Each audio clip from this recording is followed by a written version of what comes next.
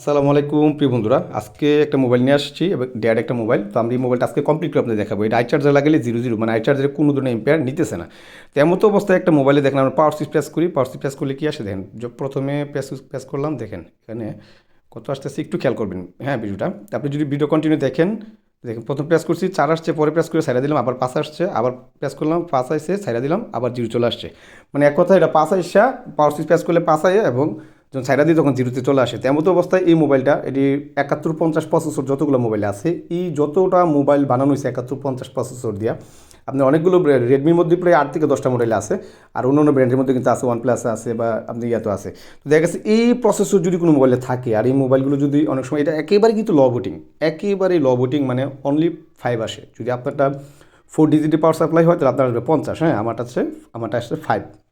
তো এমতো অবস্থায় আপনার কিন্তু আমি ইতিপূর্বে কিন্তু এই মডেলের বা এই প্রসেসরের উপরে অনেকগুলো ক্লাস দিছি, যে আপনার ভিডিও দিছি, যে একটা কিন্তু দেখলাম 16 আটকায় থাকে, আপনার তাও সিপিউরেবল করছি হয়েছে। আবার কোনোটা আছে 16, 17, 18 যায়, হ্যাঁ, পাওয়ার সুইচ ছেড়ে দিলে 0-তে চলে আসে। আবার কোনোটা পাইলাম এখন কি, মানে 5 আসে, আবার ছেড়ে দিলে 0 চলে আসে। এমতো অবস্থায় সিপিউরেবলগুলো হবে কিনা দেখেন। আমরা সিপিউটা এবং একেবারে প্যাড ডেমিসে আমরা উঠাইছি, ওঠানোর পরে ক্লিন করলাম। কিছু কিছু জায়গায় আমি ফাস্ট ফরওয়ার্ড করে দিয়েছি আপনার ভিডিওটা শর্ট করার জন্য, মানে একটা ভিডিওতে যেন কাজটা কমপ্লিট করে আমি দেখাইতে পারি এই জন্য, হ্যাঁ।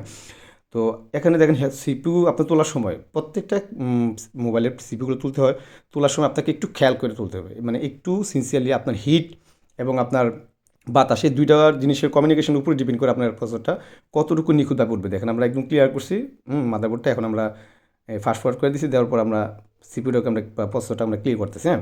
কালো যে আঠাগুলো আছে এগুলো ক্লিয়ার করবো, আমরা রিভোল্ভ করবো, যে এটা দেখাবো না, জাস্ট আমরা লাগিয়ে কমপ্লিট আমরা দেখিয়ে দেবো, হ্যাঁ। তো দেখেন আজকের মূল বিষয় আলোচনা হলো যে আপনার 0.5 মানে অনলি 5 আসছে, অনলি 5, আবার পাওয়ার সুইচ ছেড়ে দেওয়ার পর 0 চলে আসছে। এমন তো অবস্থায় কিন্তু একটা জিনিস আপনি গ্যাস করতে পারবেন, যদি পাওয়ার সুইচ প্রেস করার পর কোনো কিছু এম্পেয়ার নিয়ে সাইডা দেয়, এই ক্ষেত্রে কিন্তু আপনি বিপিএস পাওয়ার কাজ করতেছে। তো বিপিএস পাওয়ার কাজ করতেছে যেহেতু, এমন তো অবস্থায় কিন্তু কোনো কোনো ক্ষেত্রে সন্দেহ থাকে, যেমন ধর মিডিয়াটেকের ক্ষেত্রে কিন্তু সন্দেহ থাকে, শর্ট হওয়ার সম্ভাবনা থাকে বেশি যদি এরকম রিডিং এসে সাইডা দেয়।